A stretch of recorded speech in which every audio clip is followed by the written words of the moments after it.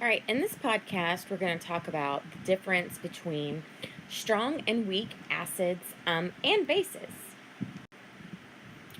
Okay, so we already know that acids dissociate in water to form H plus ions, plus an anion. But do all acids dissociate the same in water? Well, the answer is no. All right, so strong acids are acids that completely dissociate in water. So that means that like 100% of your original acid gives you H plus ions and an anion.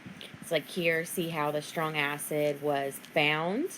So that's your acid part, and then it completely broke up into H pluses and an anion. Right, weak acids, on the other hand, they dissociate very little. So only about 1% of the solution is going to be your product, which is your H plus and your anion. The rest is still going to be in the bound acid form or reactants. So again, if you see, these are all your beginning bound acids.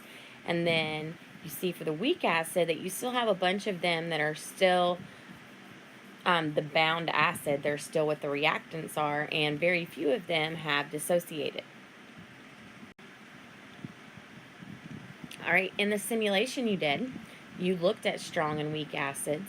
So if HA is my acid, okay, you see in a strong acid, I have no original HA in there. Of course, I got water, but we're always going to have water, right, for putting it in a solution. Okay, and then it makes our H plus ion or our anion here. Okay, so see, it's completely products. We have completely red and blue on the strong, so completely breaks up. Now on the weak one over here on this side, you see that you still have a big amount of your acid that is still bound. You don't have as much products. You don't have as much red and blue going on over here. They just don't break up as much, so they don't give you as much H pluses. All right, so what's the difference between concentration and acid strength? All right, so concentration, if you remember, is the amount of solute you have in the solution. So if you have a strong acid, you're always going to have your H pluses and your A minuses, okay? But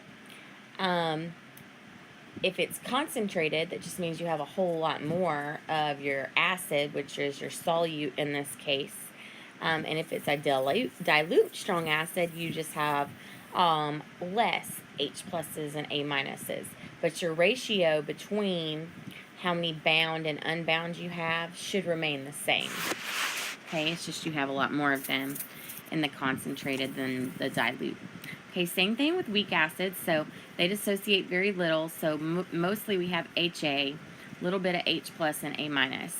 So same thing should happen. If you have a concentrated weak acid, you should have a whole bunch of HAs, bound acids, and just a little bit of the dissociated.